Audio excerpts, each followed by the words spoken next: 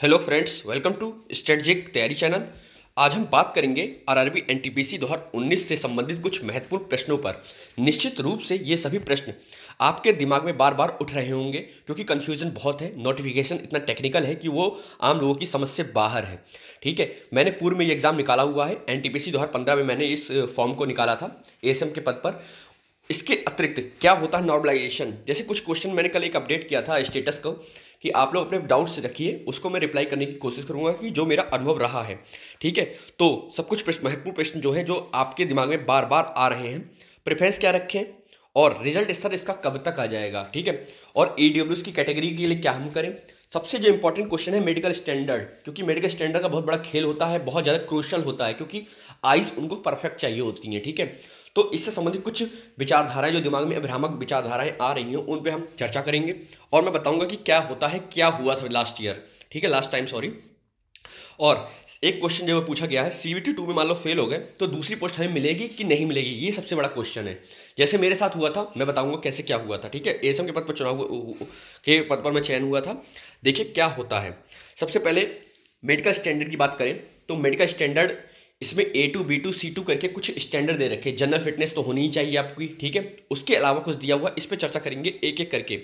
इसके बाद इस वीडियो के बाद मैं आपको एक स्ट्रेटजी दूंगा जिससे एग्जाम आपका निकलेगा, जो मेरी पूर्व में रही थी। क्योंकि सिलेक्शन पढ़ने से नहीं, फोकसली पढ़ने से होता है। ठीक है, अगर आपको ज्ञान चाहिए तो आप पीएचडी करिए, फिर कंपटीशन तैयारी मत करिए। ठीक है, इसलिए स्ट्रेटजी धारदार हो, तेज हो तो कम पढ़ाई में भी सिलेक्शन लिया जा सकता है। इसलिए वो फॉर्मूला देने की कोशिश की जाएगी जिससे कम मेहनत करके आप सिलेक्शन पा सकें।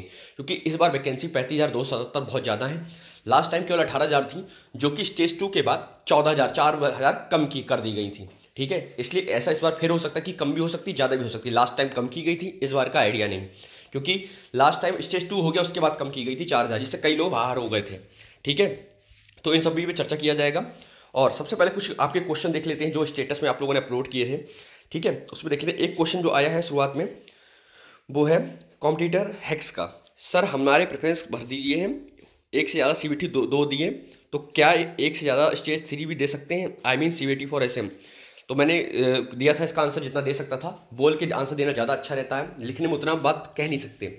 देखिए क्या होता है, स्टेज 2 तो स्टेज 1 जो सीवीटी 1 हो सभी के लिए है, सीवीटी 2 भी सभी के लिए है। उसके बाद क्या होता है, जैसे आपने प्रेफरेंस भर रखी है सीए, अगर आपका सीए में सिलेक्शन नहीं हुआ तो आपको दूसरी पोस्ट दी जाएगी एएसएम। अब एएसएम हो गया, या कुछ ऐसी पोस्ट है जिसमें किसी में टाइपिंग मांगी है, किसी में साइकोलॉजिकल टेस्ट मांगा हुआ है।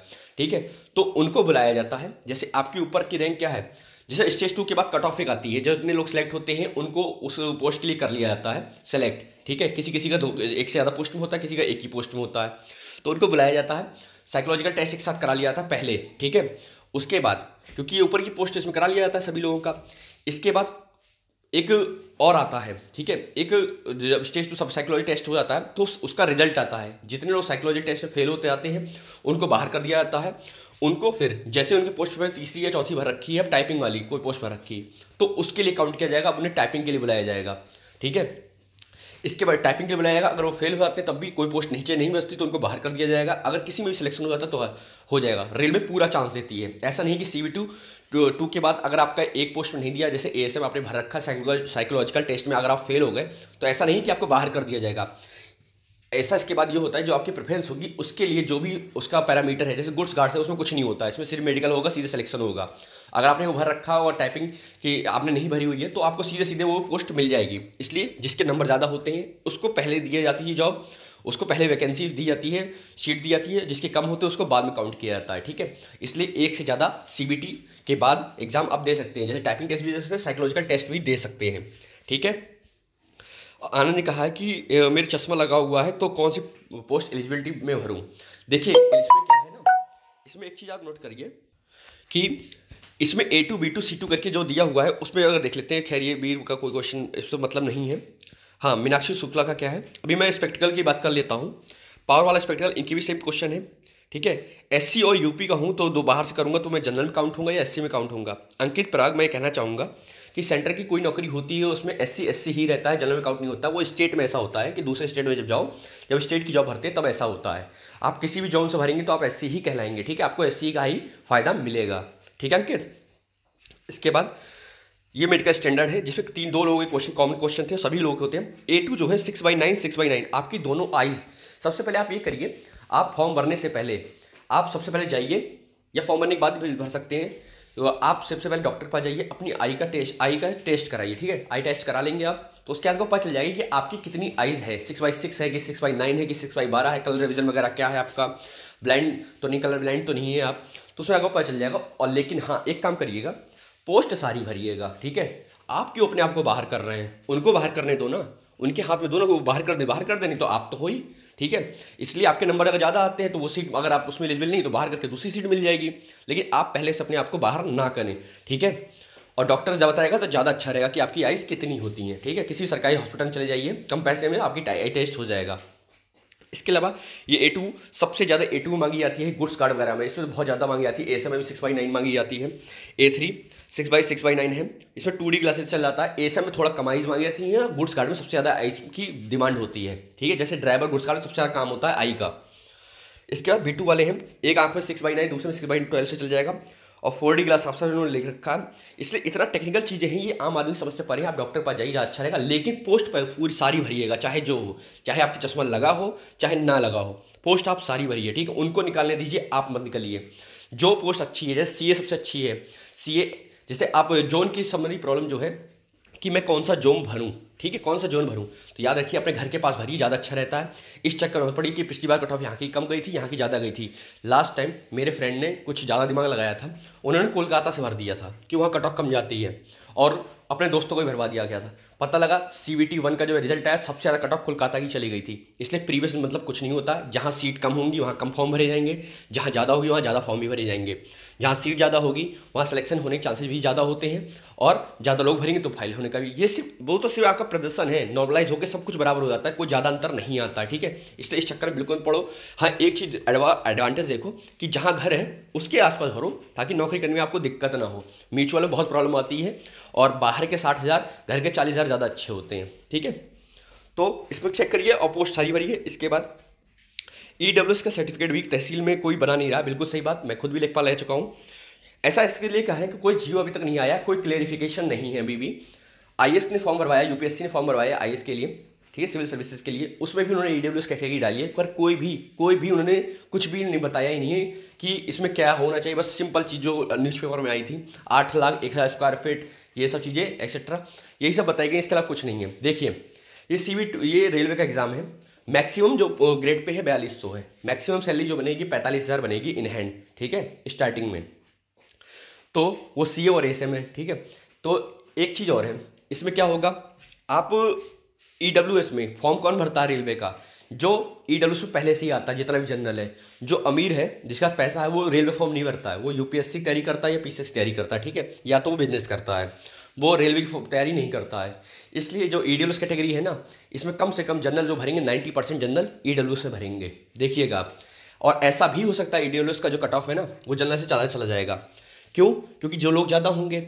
और इसमें क्या होता है, आजकल जो आरक्षण की नई पॉलिसी चल रही है कि अगर एक बार आप CVT 1 या CVT 2 में किसी कैटेगरी में सेलेक्ट हो जाते हैं, तो फिर आपको उसी कैटेगरी का माना जाएगा। जैसे किसी बंदे का सिलेक्शन EWS में हो गया CVT 1 में, तो CVT 2 में जितनी सीटें होंगी ना, EWS में उतने में ही काउंट किया जाएगा। अब 90% लोग EWS में भरेंगे, तो भाई 90% भरेंगे, तो और 10% जनरल भरे, तो उनके लिए तो 40% हो गया, तुम्हारे लिए 10% बचा। इसे सोच समझ के भरना। और जहाँ तो मेरा मानना है, जनरल भरना ज़्यादा सही रहेगा, ठीक है, जिनको लगता है। क्योंकि 90% 10%, 40% केवल 10%, ऐसी चीज सिचुएशन बन रही है, ऐसा मुझे लग रहा है। ऐसा लग रहा है, मैं गलत भी हो सकता हूँ, आप स्वतंत्र हैं, आपको जो अच्छा लगता है वैसा करिए, ठीक है। सर आज मैंने देखा, और रही बात नोटिफिकेशन की, तो सही बात, कोई जियो नहीं आया है, तो कुछ भी नहीं कह सकते इस बारे में, लेकिन आपको लगता है तो भर दीजिए, ठीक है। सर मैंने आज देखा फाइनल सबमिटेड फॉर्म यूज़ करने वाला, हाँ इनका क्वेश्चन था मिस्टर का, इन्होंने स्कूल की जगह डिस्ट्रिक्ट गलत भर दिया है। तो आप एक काम करिए, अगर मॉडिफाई हो सकता है तो कर दीजिए, नहीं तो जब भी डॉक्यूमेंट वेरिफिकेशन ले जाइएगा तो आप एफिडेविट लेके जाइएगा, ये माइनर से मिस्टेक है, ये सही हो जाती है, कोई दिक्कत वाली नहीं है, ठीक है। इसके अलावा लविता जी का एक है, PH गर्ल कैटेगरी में हूँ, कौन से बिलोंग करती हूँ, कहाँ से फॉर्म भरूँ, और जॉब प्रेफरेंस क्या होना चाहिए। मेरा मानना है घर के आसपास ही रहना चाहिए, ठीक है, ज़्यादा दूर जाने की जरूरत नहीं है, इलाहाबाद बोर्ड भर दिए, सबसे अच्छा रहेगा, ठीक है।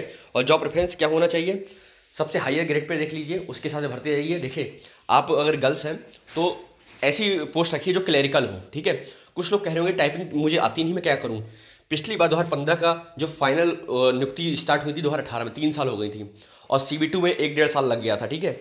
और उसके टाइपिंग में करीब 2 साल मिल गया। इस बार भी पिछली बार की तरह 3 साल तो नहीं लगेंगे, लेकिन हाँ 2 साल से कम, 1.5-2 साल से कम भी नहीं लगेगा, ठीक है।